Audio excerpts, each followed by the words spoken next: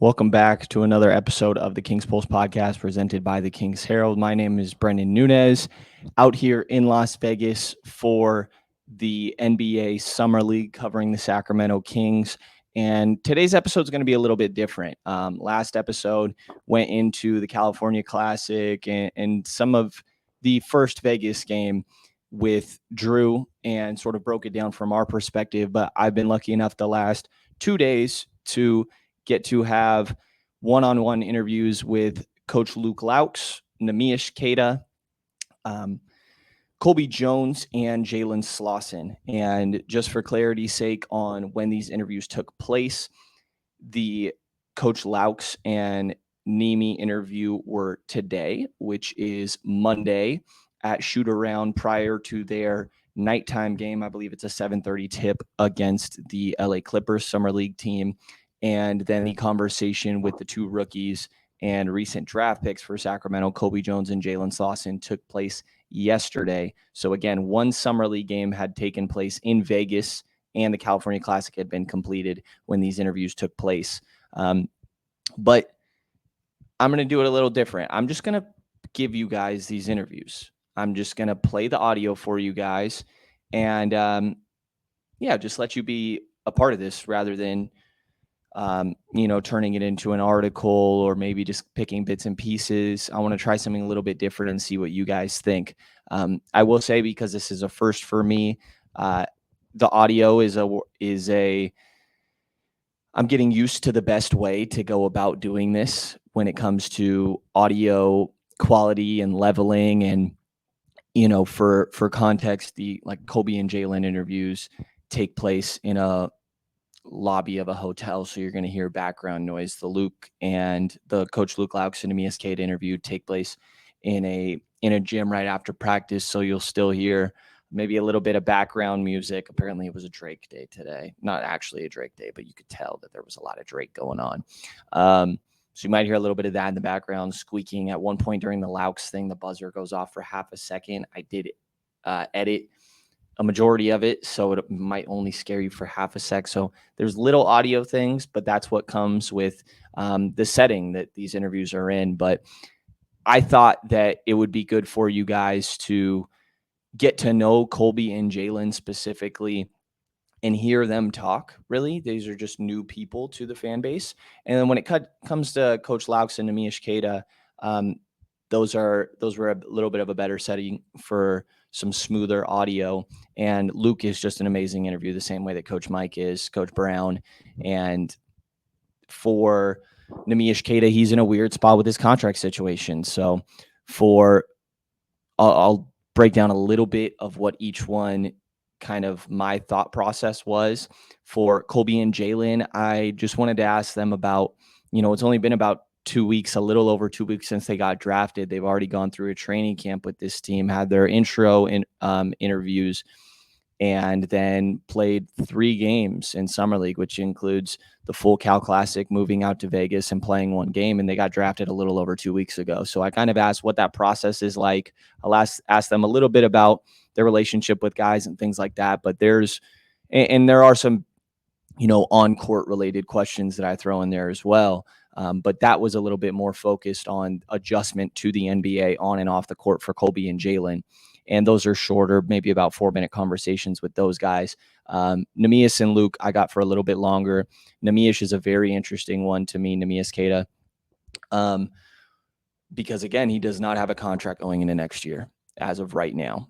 And got to ask him about that, what it's sort of been like mentally for him to deal with that, and his NBA journey up to this point, how he feels like he's progressed. And I got a lot more into his specific game with him, running the DHO, playing in drop coverage compared to switching, some of the things he's worked on in the offseason and things like that. And Coach Loucks was more focused on what this experience has been like for him. He has a greater appreciation for being a head coach after this experience. And we got into some of the details there, how it could help him as an assistant next year, which he thinks. And also when it comes to Neemias, I asked everybody in here, Coach Luke Loucks, Colby Jones, Jalen Slawson, about Neemias as well, because he's a very interesting case right now with his contract scenario. So yeah, a little different. I would love feedback from you guys on what you think of this. And for the YouTube side, I don't have video of these interviews. Eventually, I'll get to that point where I got a setup that I'm comfortable with that can get me there. But I'm going to be just turning off my video on the YouTube side and playing this audio. So we're going to start with Coach Luke Loucks, who, talked about being an NBA head coach in Summer League here and what that means for him. It's been good.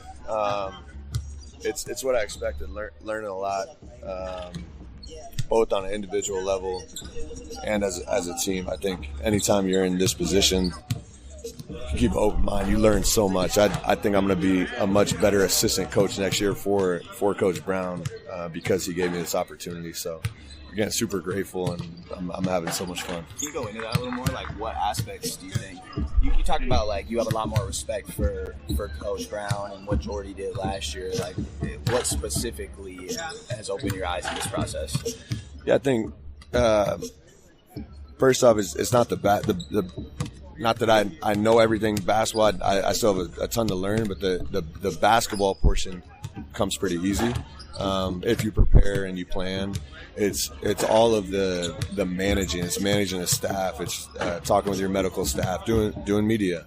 All of that goes into just stuff that a head coach has to do that you don't really think about on a day-to-day until you're sitting in the seat and you're sitting there saying, "Holy smokes!" Like the basketball portion was a tenth of the day, and it's been such a great learning process of how much Mike has to handle, and then how good he is at delegating the things that he can to his staff and to people he trusts.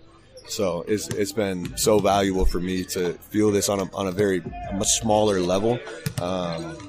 And then, like I said, you just respect the job that he does, and he has so much energy every day, a smile on his face every day. To sit in this seat for a couple of weeks, it's been an awesome experience. And how do you think that translates to, you saying it makes you a better assistant? Yeah, I think next year going into, the year as an assistant coach, and Jordy's been a head coach in the D League. He's been a head coach in Summer League multiple times.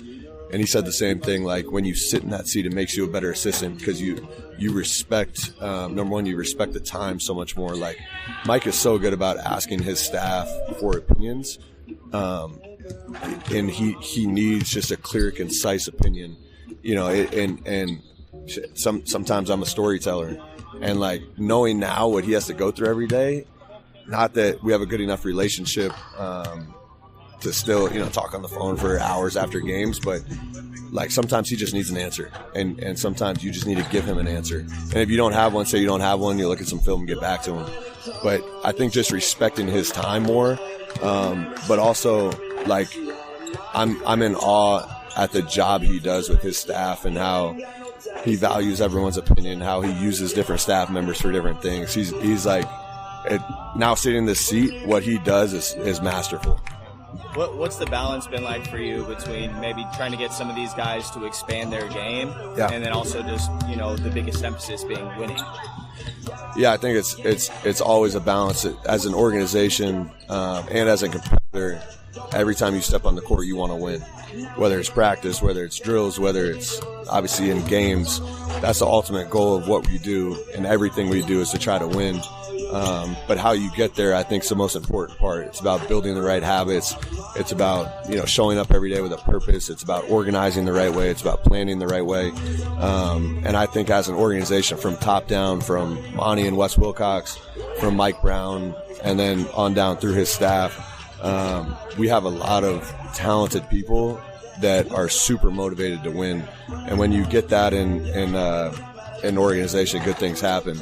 In terms of expanding roles, I think these guys have done a great job understanding what their role will be with the Kings, and roles can change. People show up, they've gotten a lot better, roles can adjust. But again, Mike is so good about laying out what he expects in terms of roles, and then pushing the guys to embrace their roles, not to just accept them, especially not to reject them, but to embrace them. And I think in Summer League, it's an opportunity, like you said, for guys like Keegan and Keon and Kess, all of our guys, Nemi, and even the draft picks, to have maybe a little bit of an expanded role to see what they can do. Do you, curious, as you were a guard yourself, does that make it easier for you to coach and relate to guards? Yeah, absolutely. I think as a point guard, I wasn't a very good player, but the things I played on some really good teams. Like, if I would have had to coach myself, I probably would have benched myself. But with that being said, I knew the things as a player that would keep me on the court, and I knew my job was to organize, to create great looks for my teammates, to fight my butt off on defense. And I think that it helps me as a player, just the way you see the game. You're almost a coach on the floor. You're a quarterback of the team. And I knew if I didn't do that, I had no shot at getting playing time anywhere. So I think even as a player, I was, without realizing, I was developing as a coach. And now sitting in this seat, you appreciate those small things so much more as you coach, especially young players that just can see the game and feel the game and understand what a coach needs from them. Are you one to involve yourself in practices, run twos with some guys or anything like that? Yeah, absolutely. I still like to get out there and hoop with Fox. I mean, I've no chance of stopping him, but he knows I'll fight. And I think most of our staff, from top to bottom, at varying levels, were former players, and that wasn't by mistake. That was by design. I think coaches who played at a high level and then came up through the right way and learned how to coach, oftentimes can build relationships with players better, number one. And then number two, they understand what players are going through. So as you coach and as you teach, there's a different level of mutual respect if you've played at a high level. And then last one I got for you, when it comes to Neemias, how have you seen him continue to grow? And he's kind of in a weird spot with not having a contract. How do you think that situation he's in right now in these games, and what have you seen from him?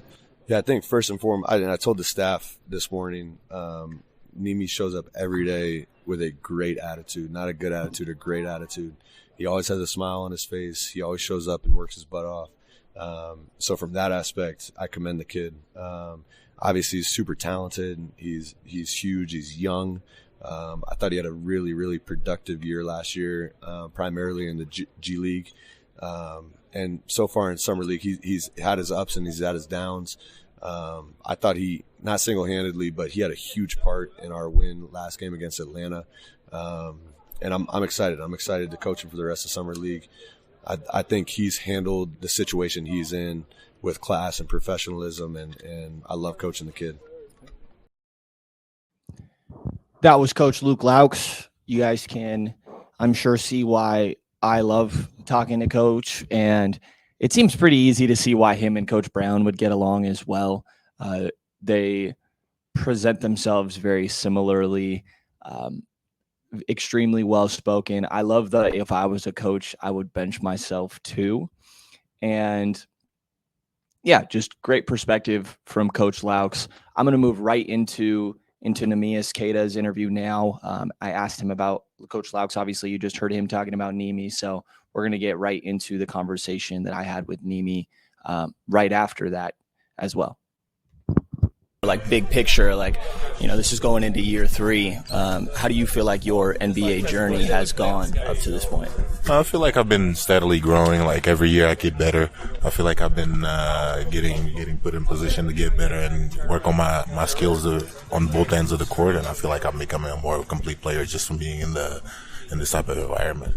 And what are your contract situation isn't settled right now going into next year. How has that been for you mentally approaching this? It's different. You always want to be comfortable, but it's something that I'm not really. I don't really have. How can I say? I don't really think about it too much. My job is to play basketball, and as long as I get to do that, I'm happy, and I feel like it's a great situation for me to be out here in Summer League and be able to display a little bit of what I can do at this level. Yeah. What do you feel like is your biggest thing you contribute at the NBA level? Obviously, it's the size and the intangibles. I'm a 7-footer that can run and move well on the court. And then I got the little things. I got the touch. I feel like I communicate really well on the court. Switching, being able to impact plays on both ends on the floor. And I feel like I'm a player that's easy to play with, and I feel I make a lot of plays on both ends of the floor. Are you pretty used to the size you're at? Like, I look back at some of those Utah State early pictures, and you're a lot more thin. Yeah, man. I feel like I've just been growing steadily. It's a part of life. As older as you get, the stronger you become. And I feel like the guys have been emphasizing a lot for me to get in the weight room and just keeping on getting better and working on my core, getting more coordinated. And I feel like with time, I'm starting to grow into my body and being able to move better just off of that type of stuff. And being thrown in this type of environment only helps too. Yeah. How do you feel like you've been in that DHO game? I know you ran it a lot in Stockton, have a lot of reps in it. But how do you feel like, what's your comfort level? Yeah, I feel like I've become a lot more comfortable, just because of being thrown in with a lot of different guys. Like during the year, I had to play with in Stockton, I had to play with Wes. I had to play with Trey Burke too. Great players like that too. And being able to play with different players always helps. The more versatility you get from different players, the more little nuances you learn from each player, and you kind of get a good idea from that.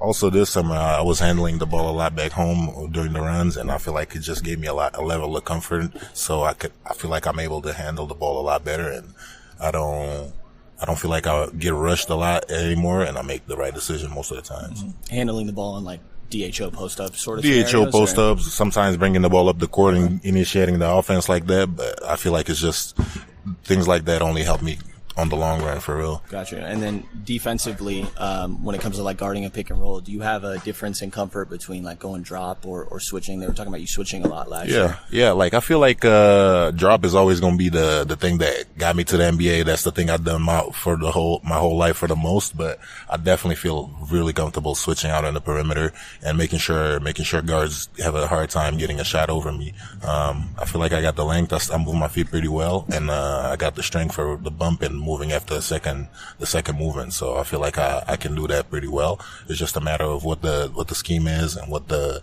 opponent might be like. If it's a offensive rebounding type of big, do we really want to switch and make me stay in the perimeter? Stuff like that can make a big difference, you know. I feel like you've been using your left a lot. Did I just not realize it before, or is that something you've been doing more so?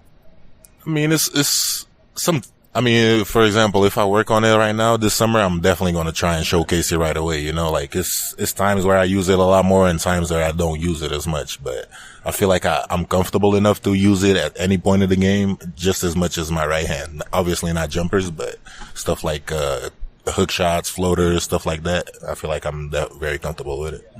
And then, what do you feel like when it comes to like rim protection, not necessarily in pick and roll, more so like weak side? How do you feel like you are there, and specifically the balance between, you know, not fouling and still finding a way to protect the rim? Obviously I feel like I've been getting better at it. It's a different level in the NBA because the guys are so versatile and do so many things. You can't really just lean in and be in the paint for so long because guys can shoot it, and you got to be able to guard both and be able to do different things on the perimeter. But it's like I said, a part of being a player that switches, I got to be able to do both of those things. And you know, like blocking shots is always going to be my first thing and the thing I do the best. So I feel like it's a happy medium. I just got to be able to find that happy medium and try not to get fouls with being out of position and being thrown in different spots as a perimeter defender player. And you've been around this coaching staff before, but specifically Luke being the head guy, what has that been like for you these last? No, Luke has been really good for us. He's a young up and coming coach. He demands a lot of us, but at the same time, he understands because he was a player too. Understands a lot of the stuff that we were doing, and at the same time, I feel like he's got his own aura, and I feel like he pulls the best out of every player just because the way he can relate with players, and he's a great mind coach for real. And then last one I got for you, Jalen said he's been talking to you a lot, asking a lot of questions. What do you think of him, and how is it for you being a mentor now? It goes by quick, man. I don't really see it as being a mentor, but it's good that I kind of got the experience of being out here in the summer league and being able to kind of display it a little bit for Jalen and Colby and the new guys. Obviously I feel like Jalen's got a lot of tools defensively. He can move his feet really well. He can press up into the ball, handle the ball too. We play pretty much 1 through 5 at Furman. So he's going to be a very important player for the Kings in the future. And I feel like he's going to contribute a lot for us because of his versatility and how much he can impact on the floor. I want to ask you And that was Neemias Queta. He's a very easy guy to root for, and I will say it's a complicated contract situation, and I love his response of, kind of just not really thinking about it, going out there playing. Coach Loucks, you heard him say, Nemi has not a good attitude, but a great attitude every single day. And when Nemi talked about, getting his more used to his strength, and his body, the core strength and the coordination, specifically those two things stood out to me, the core strength and coordination, because you heard me mention it in the interview, talking about how he was really a lot thinner at Utah State. If you look up Neemias Queta, Utah State, he was a lot more thin. And he's still growing into his body. And I think you can see that in some of his movement. So that stood out to me a lot there. But we're going to keep rolling along right into these next ones. You heard Neemias talk about Jalen Slawson at the end there. So we're going to go into Slawson. And I will say these next two interviews, again, a different setting. So a little bit of a different audio feel. But trying something new again. I would love feedback. But here is Jalen Slawson, 54th pick, Sacramento rookie. This process has been like for you, everything going on so fast, one thing after the next. Have you gotten a second to breathe at all? You kind of got to. If you don't, this process can overwhelm you. Staff, all the support staff here does a good job making sure, we're taken care of. Anything we need, medically, food-wise, whatever we need, we're well taken care of. So they've done a great job making sure that we have everything that we need and try to limit stressors. Right. Has it hit you that you're an NBA player? Kind of, a little bit. It's still kind of surreal out here. It kind of hit a little bit more after I signed the contract.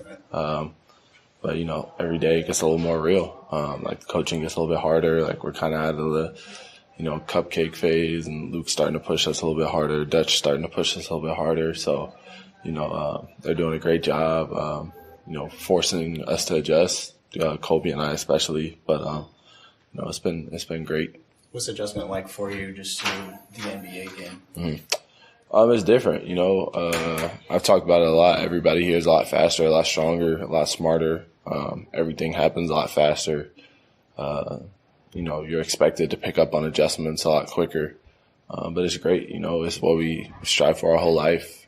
It's what we dream about and have worked so hard for. So now we're here and, you have to make the adjustment. You don't have a choice. If you don't, you'll be gone. Do you feel it with the three-point line at all? Yeah. You can feel it with the 3-point line. You get adjusted to it. You get the time and pre-draft to adjust to it. And spent a lot of time in Miami working on it. So the 3-point line is probably not the biggest adjustment now. The biggest adjustment now is everybody's as big, as fast, as strong as me.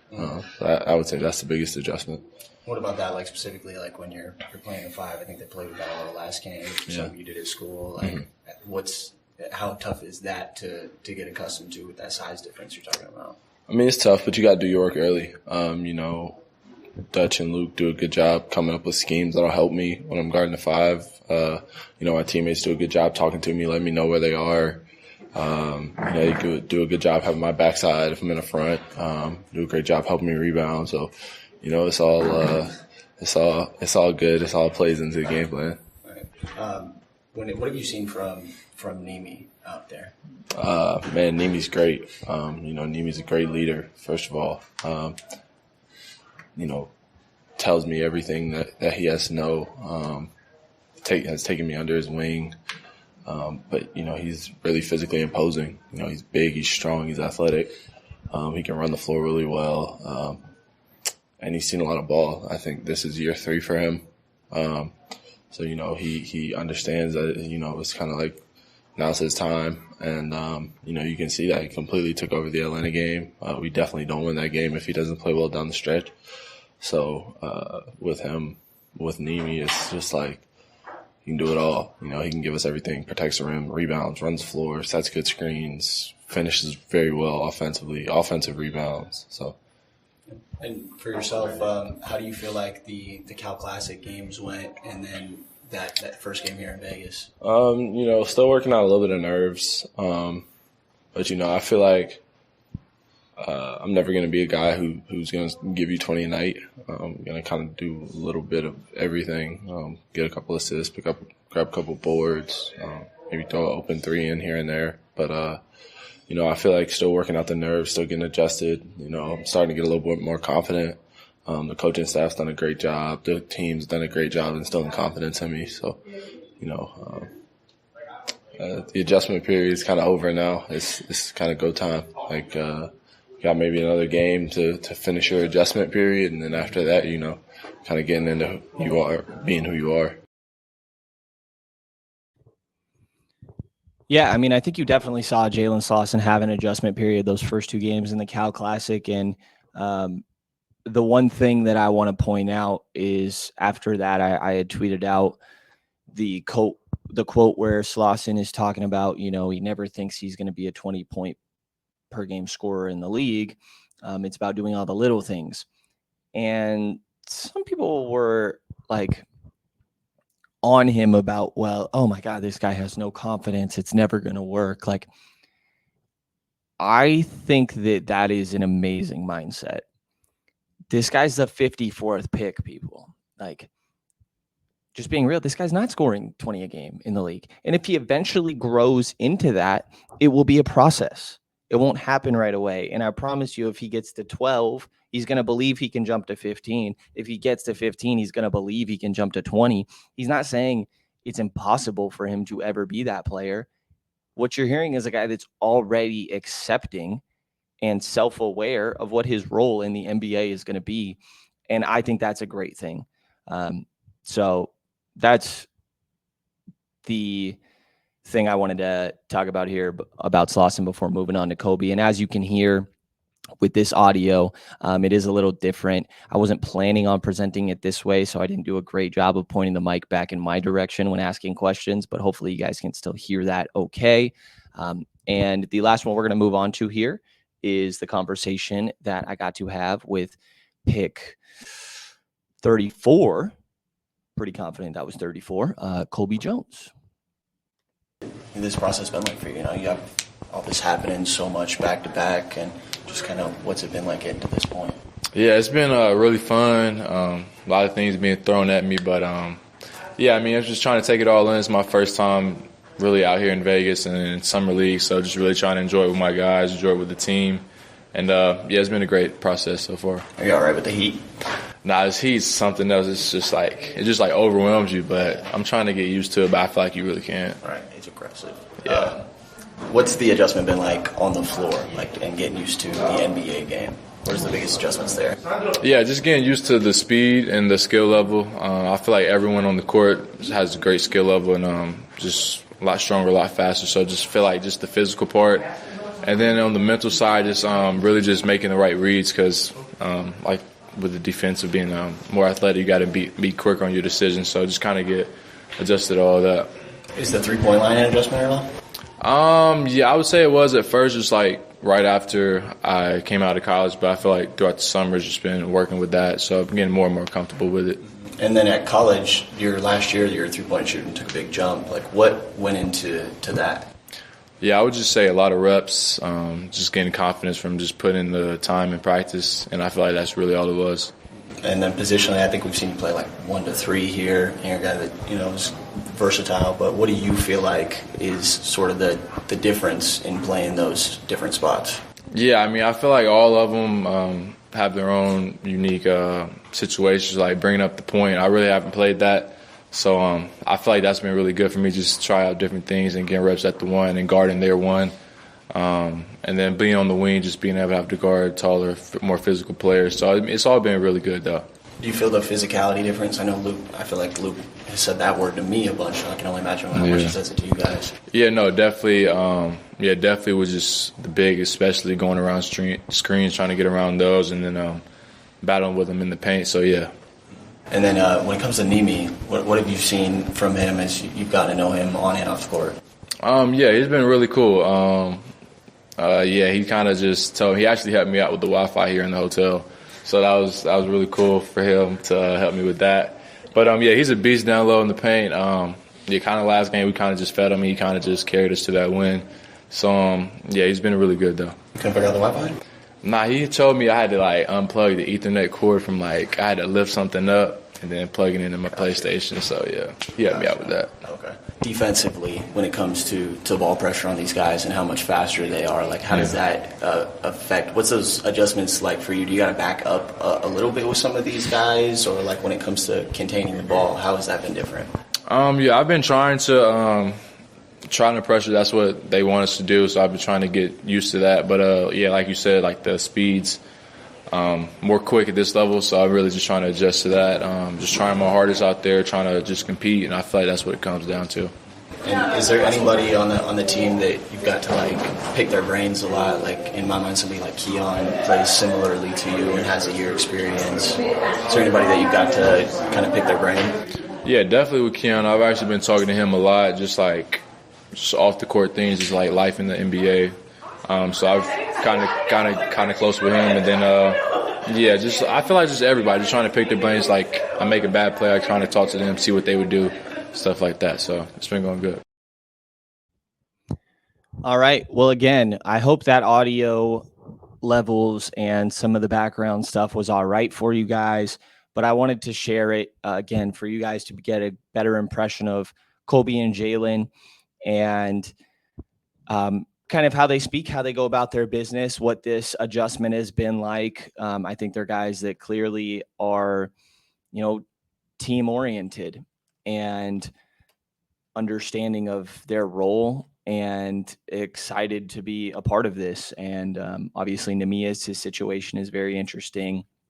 You heard everybody talk about him, and I really appreciated Luke Loucks' perspective at the beginning there as well. So again, I would love feedback on what you guys thought of going about it this way when it comes to releasing this content, maybe rather than writing something up. But let me know what you guys thought.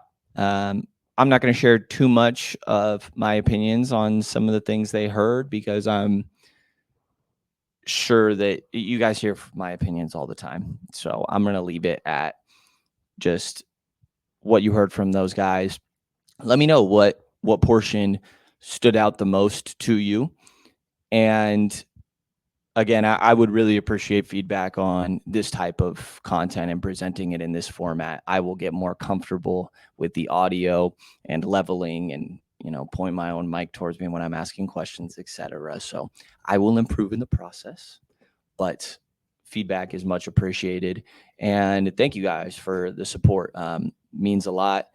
And you guys have been very active throughout this draft process in Summer League, and that means a lot to me.